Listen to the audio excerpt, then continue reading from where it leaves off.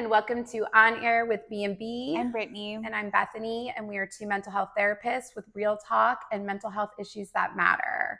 So today we're going to be introducing, we're going to be introducing a 3-part series that's going to be done in 3 separate videos. Right. This one would be the first. Correct. This one is going to be basically about, if you're in therapy already or you're contemplating starting therapy for your child, how to, determine, is this a good therapeutic experience?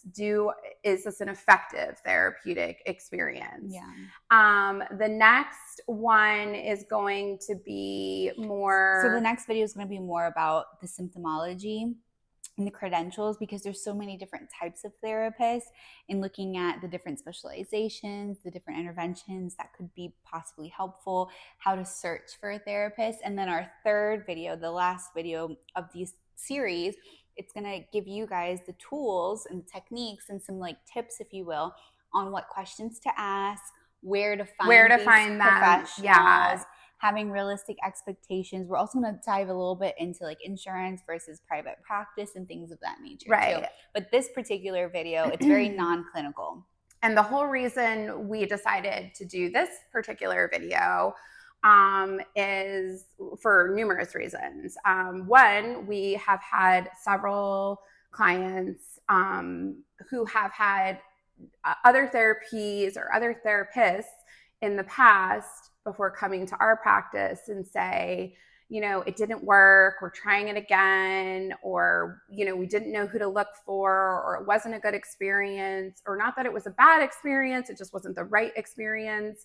I had, in the past few months, I've had several friends of mine who have children who don't live where we do or in this state even, reach out and say, this is what's going on with my kiddo. The school called, they said that he's having these behaviors, or she's doing this, or the pediatrician said to seek therapy. They gave us a list, and that's it, and so we picked someone off of the list. We went, it didn't feel right, or we didn't see any movement. So we went to another one on the list, and the same thing happened, and we're feeling really discouraged because now our child doesn't want to even partake in therapy, go anymore, because it hasn't been a good experience, and quite frankly, neither do I. What do we do? So that kind of got us into a conversation of putting together, some videos for you all to clarify, how do I find a therapist for my child? How do I know it's the right fit? Where do I go? And all of that kind of stuff. Yeah. So, why does it matter? Why does it even matter, right? Other than the fact that I just said, we don't, we want our children to get something out of it. I think especially as clinicians that specialize in working with children and adolescents, the right fit, essentially, it does matter, because that's going to promote effectiveness in treatment, because effectiveness in treatment can't even aspire unless there's trust that's built. Absolutely. And trust requires some form of positive therapeutic experience. And connection. Yeah. And so it leads to effective therapy, and that's why it's so important to find the right fit. But parents are well, I don't know what that looks like, or is this something that I should settle with? Is this what it looks like, right? Right. Across the board. And I think it's kind of when we're talking about connection, we always tell, at least I do, when I was younger, especially, not as much anymore, but when I was younger, we would talk to our girlfriends about when they were dating guys and, connection and why it's important and all of that. But, friendship's the same. And the therapeutic relationship is kind of similar, where you have to feel safe, right? Heard. You have to feel heard. You have to feel understood. And if you don't have a connection and you're not really vibing with the personality of the therapist that you're seeing, you're probably not going to feel capable of talking about Hard things. uncomfortable, hard things, or maybe embarrassing things, or Yeah. things that you deem Right. embarrassing, I think it's important to note that therapy promotes growth in whatever facet, regardless of the reason that the parent initiates or even the child initiates wanting or desiring therapy. Um, Therapy is hard. And the only reason that it's really, really hard, to be honest, is because it requires this level of vulnerability with a stranger, right? And so, as a good clinician, what we want to do across the board, because I know so many of my colleagues like promote this, building that connection yeah, initially and showing them, hey, this is a safe environment. You are safe here. You are heard here. Now, granted, we're probably going to have some really hard conversations, right? And we may even, and when I say we, I mean me as the clinician and my minor client, may even disagree. And I might even challenge them with some challenging questions or statements. But that's really just to promote growth, right? And before you even like get into that as like a therapist or as a counselor, to like challenge your clients or even challenging the parents, the relationship has to be there because they have to at least want to hear you or be receptive to what you want to say or what you have to say as a professional. yeah, absolutely. So when we're talking again about, how do we know if this feels good? Is the connection there? Do I feel safe? Do I feel heard? Mm-hmm. There's lots of green flags, there's lots of red flags. I like to apply those to this kind of line of thinking. And some of the green flags, that I would like to talk about, I mean, we're both going to talk about um, require like just again like the therapist personality. Mm-hmm. So it's so important because again, we want our kids to like the therapist to an extent so that they want to see them and want to talk about them. So what is their demeanor? Yeah.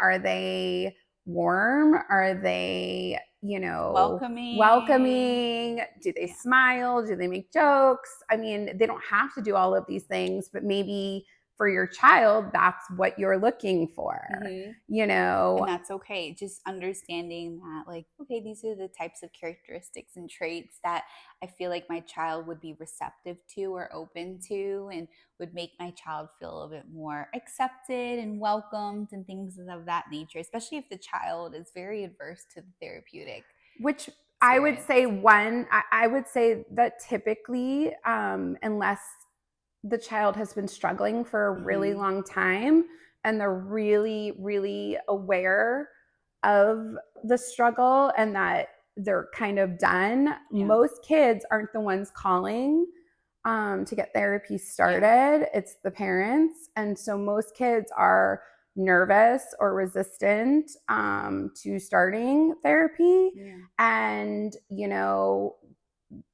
that person's personality, especially during that initial meet, is going to matter and Right. make the child want to continue and come back and dive into those uncomfortable feelings and conversations so that Mm-hmm. they can grow Right. as a person. Absolutely. So personality is a big one.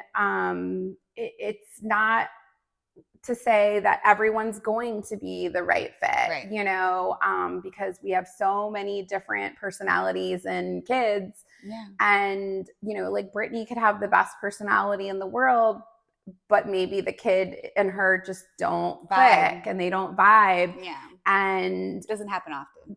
Okay. and that has to be okay. I mean, it's true, but I like you a lot too. Thanks. But yeah, like, you know what I mean? It's not always going to happen. And I think a green flag is a therapist who kind of mentions that during Yes. intake and says, I say that all the time, like, if you don't feel like Mm-hmm. we're a good fit Just say and you that. don't feel comfortable, Yeah. please let me know. I'm not going to be offended. This Yeah. isn't about me. This is about Your you. child. And you need to tell me. I Yes. say that in the beginning. Yeah. Which leads me kind of to another green flag of, a therapist, in my opinion, needs to be able to check in with you often Mm-hmm. throughout this process and say, and it doesn't need to be every single session. I mean, it could be, but Yeah. even like once a month. Yeah, Like, that's I've what I been do. seeing you, Mm-hmm. for a month. How do you think things are going? Would you like anything to be different? Would you like to see different results? And then that can lead to a bigger conversation um, based off of like, is the client working? Is the therapist working? Are the parents Are the working? parents working? Does everyone, what needs to change? But a green flag is a therapist who's willing to check in and see if, both you and your child are getting what you want out of this experience, Mm-hmm. right? And if not, how can we work on that? Or what can we do to change that? What are Mm-hmm. the next steps? Right. And just to make note too, we're going to dive in on the next video regarding like realistic expectations Mm-hmm. too, just because that's more clinical and this particular video is very non-clinical. We're Yeah. talking about more qualities, traits, how you feel as a parent, and things to like look for regarding like the colloquial terms of like red flags and green flags. It's kind of Yeah. like how we're dividing it up. But in our next video, we are going to talk about we're going to talk about realistic expectations to have as a parent regarding goals and things like that. So just stay tuned for that. I like to mention that. And maybe some of our viewers who are parents are like tuning in and they're like, what's my child's therapist? Why do I, as a parent, need to have a relationship? Or why does my thoughts and feelings on my child's therapist even matter? Right? Yeah, well, and it's such a good question. So I do a lot of phone consults initially. So in my opinion, this is another green flag that you want to look for when looking to say, is this a good therapeutic experience? It kind of starts from like the jump. Mm-hmm. So I'm a therapist, but I'm also a human being who also needs therapy.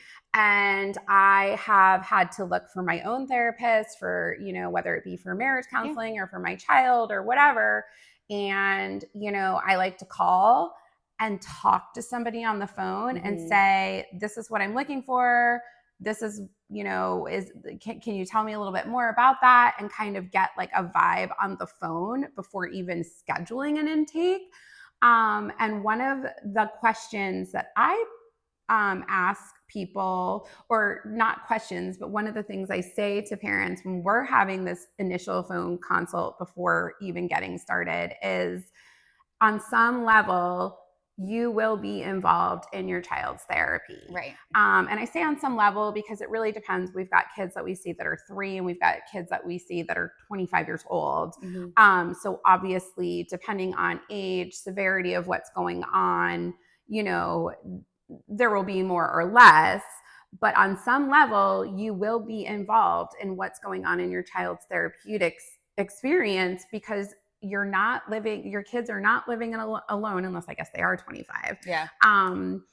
in an apartment by themselves, so they're coming to therapy. They're learning about, their feelings, their emotions, what they can do, how they can respond, coping skills. And then they're going home to practice all of this stuff throughout the week, which is where the real work happens in between Mm-hmm. sessions. And if the parents are unaware of what is going on in therapy, and I don't mean details, but I mean the skills, Right. how are they going to help encourage their kids to use the things that they're learning in that 1 hour session a week in between when they're struggling? Yeah. So I feel that it is important for you to answer your question, of like, when parents say, why do I need to be involved? Why do I need Yeah. to like the person or vibe with the person? Basically, you are going to be involved. And so it's almost, when you're treating children and adolescents, you're also kind of treating like the family as well. Yeah. Depending on Um, the practice that you're at, correct. mind you. And we're going to dive into that more so on the third video of this series, where we're going to talk about insurance and private practice and third party payers and things like that, because sometimes that comes with different limitations and Limitations. Yeah. restrictions. So it would look very different.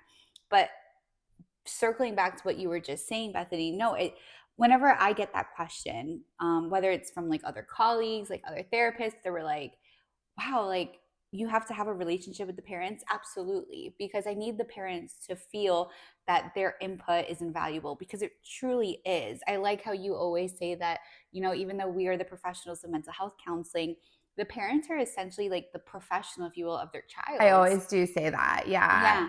And so it's important to know. Now, not negating the fact, like, if the counselor has like input and things like that, and this is where I'm kind of circling in, Mm-hmm. I feel like a green flag, that ties into why it's so important to have a great relationship with the parents, is because the counselor, a good counselor or a great counselor, sometimes is going to challenge the parents, not just the client, who's the minor child in this case, but sometimes challenge the parents on how they respond, right? Or handle certain different, situations with their child, if you will.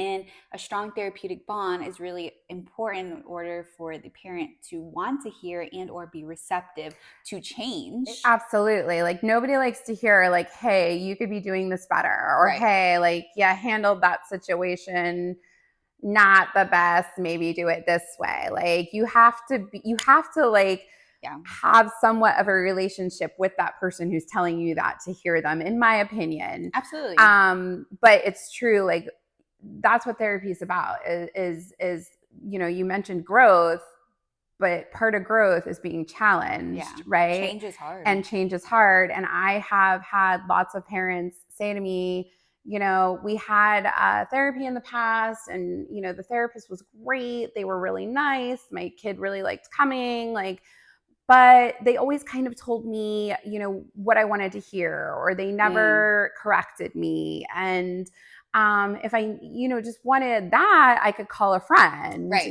I am looking to be challenged Held accountable. and held accountable, because obviously I'm here because something needs to change, right? And I can't do that if I'm not being held accountable. And oftentimes people in your lives like don't want to hold you accountable. It's not their job, like it's not my friends' jobs to hold me accountable. Right. It's not my friends' jobs to challenge me, right? I mean, some of them do. I mean, they need to butt out. No, I'm just kidding. But Yeah. No, but it's important that the yeah, therapist it's not does their that. job. It's their, they're my friends. We're supposed to be having fun together, Yeah. and not that therapy can't be fun, because it Yeah, is. it is Brittany's always fun. laughing down the hall, like Y'all can hear me. super loudly, and having the most fun. But yeah, you need to have a therapist who is willing to, in a supportive way, hold you accountable and challenge you. A red flag, in my opinion, is The one who opposite. never ever tells you Yes. that you've made a mistake, or you could have done something differently, or maybe you Mhm. didn't handle that well, or you were wrong. And I think there's a sympathetic way to say these things too. And be mindful of that as the parent. If you feel like you're being attacked, right? Definitely do some self reflection, or Mhm. maybe even seek out your own therapist for yourself on an interpersonal Right. level, because there might be some things to unpack here, right? I'm not promoting like, like, oh, I felt attacked, so that means the therapist did something wrong. That's not what I'm saying here. But what I am saying is that your feelings do matter as the parent. And if you feel dismissed, or if you feel unheard, or if you feel like attacked in that moment, or judged, or anything like that, what I'm promoting is setting up a meeting or an appointment or a session with the therapist to say, hey, like, these are my feelings, be very open, and seeing how the therapist responds. I think a green flag would just of a therapist in that particular situation, the therapist would be very open and Like, oh, receptive. hey, like if a parent came to me and actually, I think has Yeah. before, and said, I can be very direct. Yes. Yeah. Has said, hey, like, when you said that, like, it hurt my feelings, or it caught Yeah. me off guard, or, like it made me feel judged. It gives me the floor to say, oh, I'm so sorry that you felt that way, because that's not what My I intent. meant. And that Right. wasn't my intent.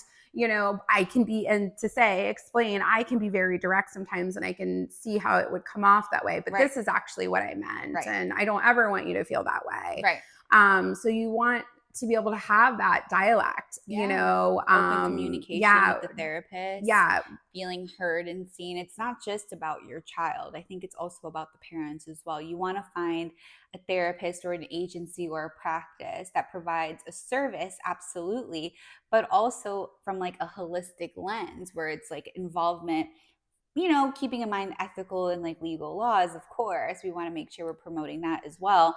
But there are ways to keep parents involved legally and ethically, as a therapist and as a counselor. And that's just going to require us as professionals to think outside the box, which is where I'm kind of leaning towards next. yeah, Another green flag is just being flexible as a professional, and flexibility in many different capacities. So, um, maybe if the client is having like struggles at school, right? Maybe the therapist can say, hey, here's a release of information document. I would love for you to sign that. And this can allow me to directly email the teacher to foster open communication so we can work together as a team and collaborate. Collaboration is another green flag, I think, as a counselor, just like thinking outside the box.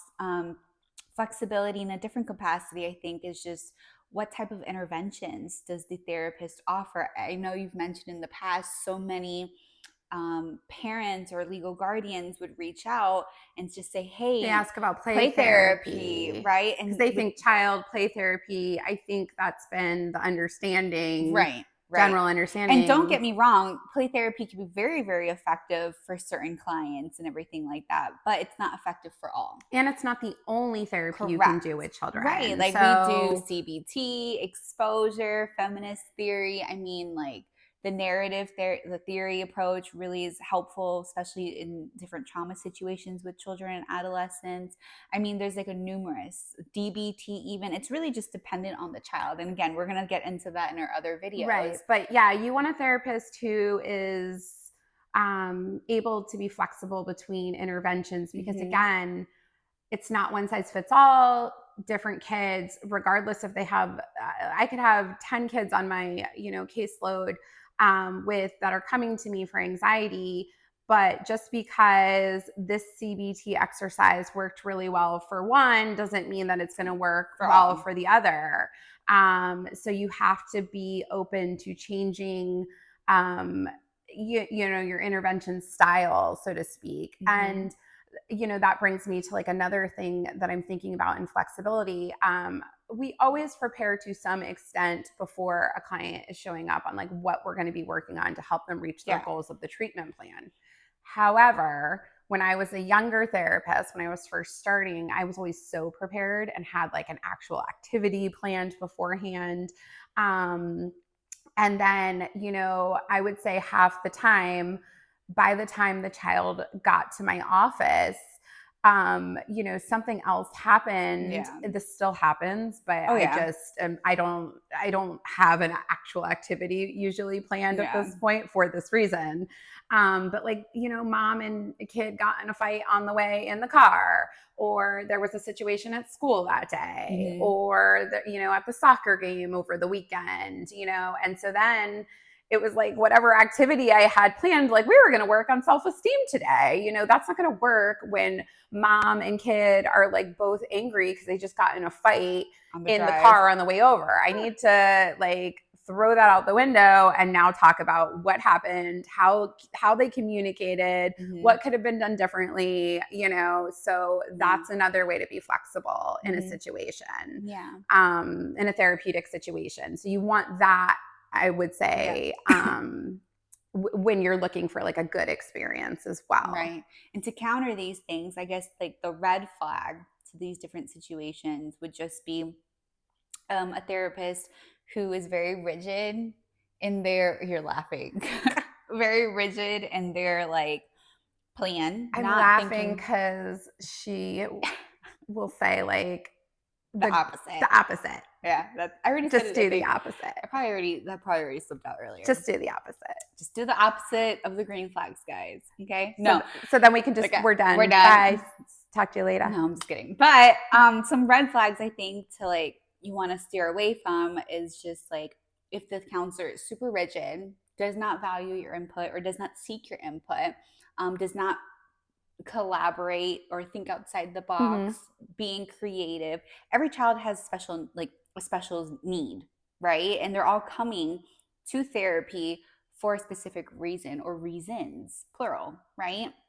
And so it's really important that the therapist is really willing to think outside the box and implement different strategies and interventions and theoretical approaches rather than just what they're comfortable with as the counselor, Yeah, right? absolutely. I mean, also, if you have, let's say you're in the therapeutic experience, you've been bringing your kid to session for a few months, um, you have been doing everything that the Mm-hmm. therapist has been suggesting at home. Your child's been practicing in between Yes. sessions. You've been working with the teachers. It's You're still not seeing very much movement or growth, and so you reach out to the therapist and say, I need to talk about this," Mm-hmm. and your therapist isn't open to talking about that. That's a red Red flag. flag. Mm-hmm. Again, they're the professional of mental health, but you are the professional of your child. You always need to follow your instincts and your gut. I've had lots of parents tell me we diagnose in therapy all the time. However, it's not 100% accurate. It's not a blood test that you take and says, you know what, you do have thyroid disease. Yeah. It's a diagnostic manual, and it's pretty accurate. And we're usually on point, but we're human beings, and we can make mistakes too. But I've had lots of parents say to me, I've been talking with my pediatrician, or I've been talking with my old therapist, and this and that, and they diagnosed my child with this, and we did the therapy and we did the medication, and I just feel like in my gut, like I Yeah. feel like there's something else going on, and no one will listen to me.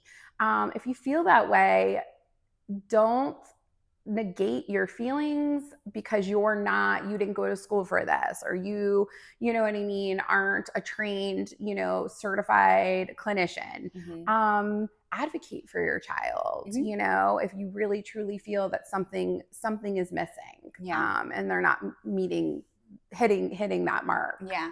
And then just to say again, I think I already mentioned it, but just in the other two videos we're going to mention, especially the next video, about having these realistic goals, Yeah. right? And being realistic with your expectations and things like that. That's something that we're going to talk about, but that's more clinical. So that'll be in the next video. So Mm-hmm. stay tuned for that because we also want to make sure that what you guys are wanting and desiring as the parents are attainable. Sometimes it's not, and that's a conversation that we'll have in the next video. And just to be transparent too, we're not promoting or encouraging therapist hopping to go from one therapist to the other to the other to the other.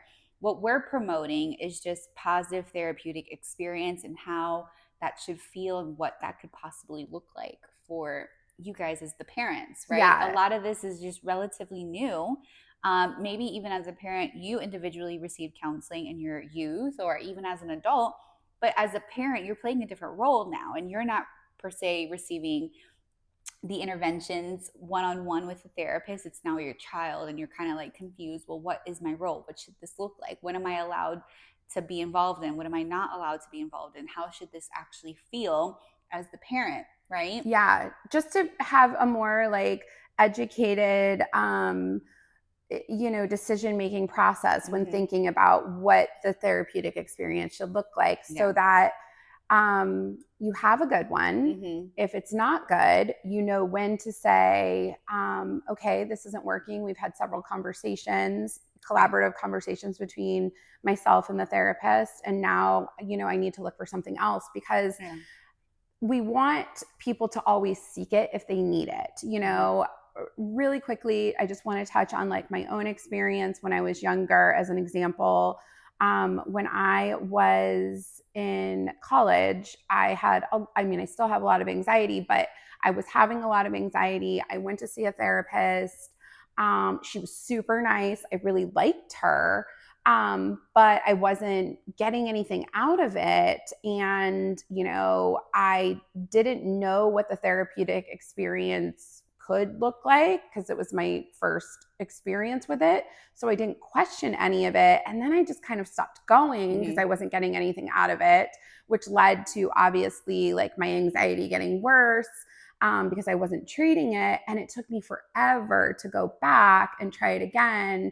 And that's what we don't want. We want people to seek out therapy when they need it, and not avoid it because they don't know that they could have a better experience than maybe they had before. Yeah, no, I love that. I love that a lot. And also, kind of promoting the narrative that it's okay if you don't find the right fit the first or even the second time, Yeah. right?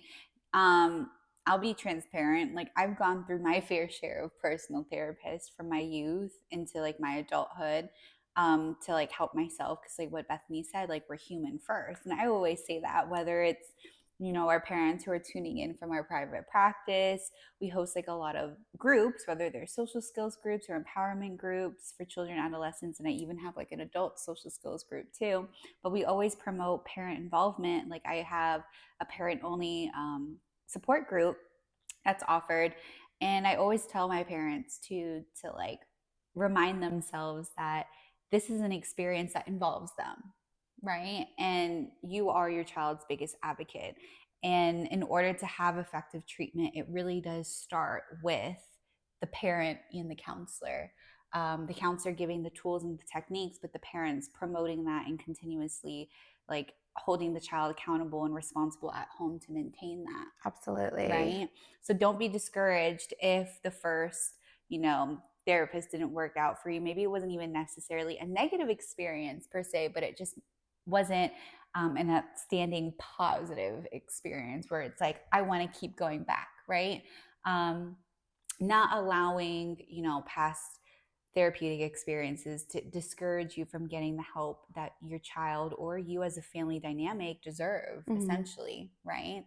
I want to point out too that it's not necessarily a red flag if you notice at the end of sessions if your child seems like down or quiet or anything like that once in a blue moon, especially in the beginning stages of therapy, and especially more so if the child was very adverse and not wanting therapy or did not initiate it for themselves. Maybe you as the parent, you were like, hey, can't do this anymore.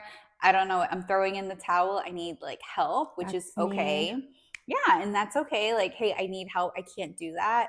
That's like literally the first step, guys. And then the second step is like, okay, searching for it, right? And so that's kind of like where this series is helping our parents. That's kind of our goal, right? But anyway, so when you are looking for like therapists and everything like that, just being mindful that sometimes your child is like, I don't want this for myself. I could be playing Minecraft. I could be playing with my friends. I can be outside. I could be at dance. I could be doing something non preferred or just like sleeping in my bed, right? And not be here.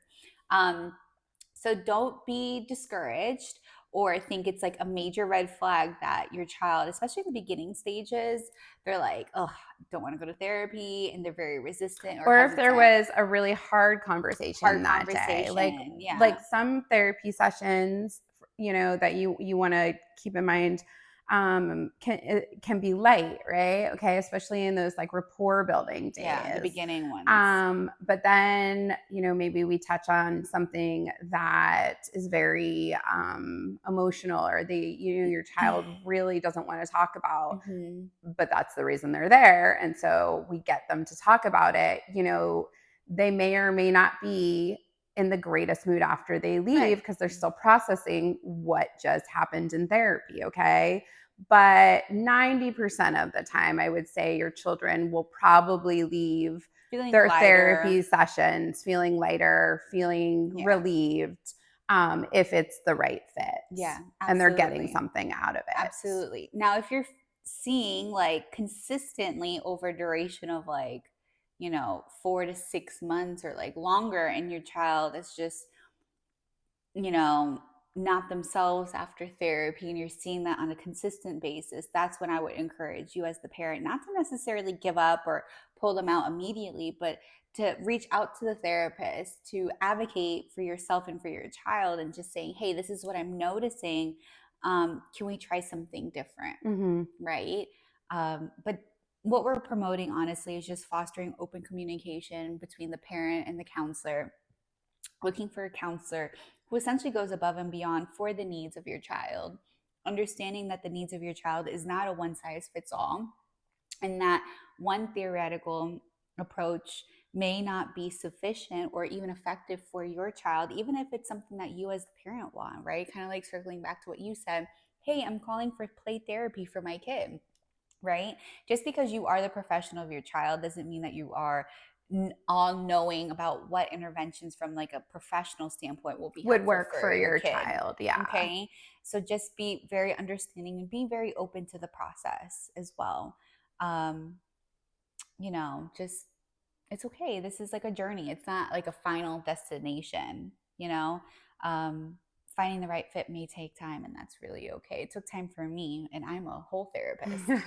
So it's okay. Just be very patient, be very observant, and be open to change and realizing that, you know, some sessions are going to be harder than others in Mm-hmm. different capacities, especially specifically due to the nature of why you're seeking out therapy, being very mindful. Like, hey, a child who's reaching out for therapy because, they're struggling with symptoms consistent with ADHD will look very different from a child who's receiving, trauma CBT informed like therapeutic approaches because of different traumas they've experienced in their early childhood. It's going to be very different, right? So just being very realistic of expectations. So stay tuned for our next couple videos in this series. But yeah. I hope this was helpful, at least a helpful start. Yeah. And stay tuned for the next two, because the next one is going to touch on how to narrow it down, like the area of expertise of the type of therapist you're looking for your child and yourself. Yeah. And then the third one, like we said, now we know what we're looking for, but where do we find them? Yeah, and how to search for them, and then what do I say to them on the phone? And what questions do I ask? Yeah, that's the third video. Because this is essentially like the start of therapy. The stepping stone. Absolutely. For sure. And just reminding yourself, like, when it's right and it's a right fit, therapy is supposed to feel safe. At times it can be fun. It's supposed to feel very supportive at all times. And, essentially the goal is for it to be effective, right? Absolutely. Well, thank you guys so much for joining us today on Air with B&B. We really appreciate having you guys here. Remember, your mental health matters, and we'll see you next time. See you next time. I'm looking for somebody I can call.